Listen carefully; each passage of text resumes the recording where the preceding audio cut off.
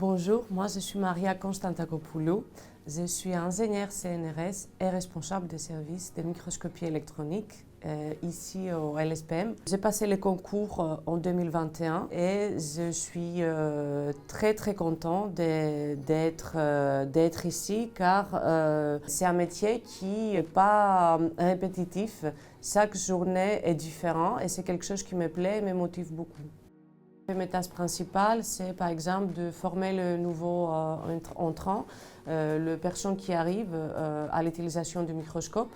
Comme ça peut être aussi des réunions avec différentes personnes, par exemple de commercial, ça peut être des enseignants-chercheurs, ça peut être de groupements scientifiques avec des homologues des autres services de microscopie. J'accompagne les doctorants et les enseignants-chercheurs dans leurs projets de recherche. Et tout ça dans le but vraiment de connaître un peu les besoins de mon service et par la suite me projeter pour pouvoir ramener ici certains développements. Donc ici on est sur la partie préparation. En fait, chaque échantillon pour pouvoir le mettre dans le microscope, ça dépend de sa nature et sa forme. Par exemple, si c'est un matériau massif, si c'est en forme de couche mince, si c'est en forme de nanoparticules, il y a une différente préparation à faire que c'est vraiment très important. Donc, à mon arrivée au laboratoire, j'ai voulu un peu développer la partie tripode. Donc ça, c'est de polissage de couches minces pour pouvoir l'observer par la suite sur les microscopes électroniques à transmission. Ou alors, là, June il est en train de polir un petit échantillon parce qu'il y a un autre développement aussi que je voulais vraiment mettre en place, c'est la technique TKD. Donc c'est une partie, on va dire, c'est fait avec la caméra EBSD, mais pour des grains vraiment nanométriques. Donc on sait que ce matériau, il a peut-être des grains de combien, June? 10 micromètres peut-être 10 micromètres. 10 micromètres. Donc là, il est en train de le polir et pour pouvoir l'observer avec la caméra EBSD, mais en utilisant la technique TKD. Il a demandé beaucoup d'efforts. Avec June, on a commencé notre histoire qu'on appelle l'histoire des tripodes. Pendant 2 ans, on essaie de les mettre sur place. Et là, vraiment, on est arrivé à avoir les protocoles tout prêts. Et on est très fiers parce que cet échantillon-là, on va le mettre sur le microscope pour l'observer et développer du coup la deuxième partie de notre technique TKD. Dans les services de microscopie, il y a pour le moment 3 microscopes. Donc il y a 2 microscopes électroniques à balayage et un microscope électronique à transmission. Donc voilà, ça c'est le premier microscope quand je suis arrivée au service qui était vraiment le microscope principal pour tout ce qui est imagerie, cartographie et BSD. Ces microscopes-là, il reste le microscope, on va dire, basique sur l'imagerie. Mais le but à court terme, c'est aussi de développer tout ce qui est traction in situ et à chaud. On a une micro-machine de traction NewTek qu'on va positionner dans la salle de microscope et on va commencer à tirer à température qui peut aller jusqu'à 800 degrés.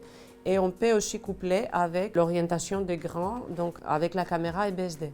Donc à mon arrivée au service, il y avait vraiment un besoin d'investir sur un nouveau microscope parce qu'il y avait beaucoup de demandes.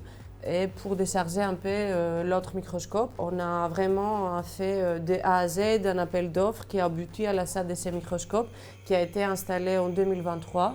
C'est un microscope de nouvelle génération avec une caméra EBSD et un détecteur EDS. Et dans ces microscopes, en fait, le but, c'est vraiment de développer la partie micromécanique in situ avec un nano-indentaire qui a été acheté aussi plus ou moins à la même période et avec un système pour le sondage de propriétés électriques. Pour tous ces projets, je suis en collaboration avec plusieurs enseignants-chercheurs ici au laboratoire. J'aime bien mettre en place de nouveaux développements pour les laboratoires et donc je suis toujours à l'écoute des besoins des utilisateurs et aussi très proche avec les enseignants-chercheurs sur différents projets de recherche. Comme ça, je peux prendre des idées où eux, voilà, ils me donnent leur savoir-faire côté scientifique et moi, je participe aussi côté technique pour pouvoir développer toutes ces parties-là. Bon, par mon accent, je pense que voilà, c'est attendu. Je suis grecque, du coup, j'ai voulu mettre un petit peu tonalité grecque aussi dans les services. C'est pour ça en fait que un jour on était avec deux collègues dans la cafette, on était en train de prendre une pause. J'ai eu l'idée en fait de nommer les salles avec des noms de dieux, de dièses d'Olympe. Du coup, on a associé chaque salle avec un dièse et un dieu grec. Par exemple, voilà la salle Athéna, elle a accueilli le nouveau microscope, comme c'est la dièse de la sagesse, pour qu'il nous porte un peu plus de la sagesse dans nos recherches et dans notre vie professionnelle. Donc ici, il y avait les deux microscopes électroniques à balayage.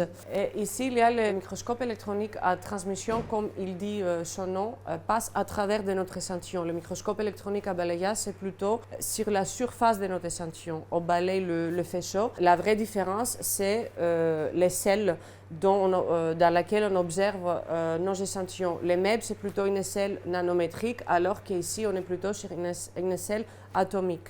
Il y a une vraie motivation et un vrai challenging pour vraiment développer ces services. Le but, c'est vraiment de développer un service sur la région nord de Paris qui a vraiment un savoir-faire et qui est compétitif par rapport aux autres laboratoires de la région parisienne. Et j'aimerais aussi terminer avec un mot sur mes collègues parce que je tiens aussi à dire qu'il y a vraiment une vraie ambiance dans ces laboratoires qui fait que ça donne beaucoup plus la motivation pour travailler et pour développer des choses. Et pour moi, ça compte vraiment beaucoup plus qu'autre chose.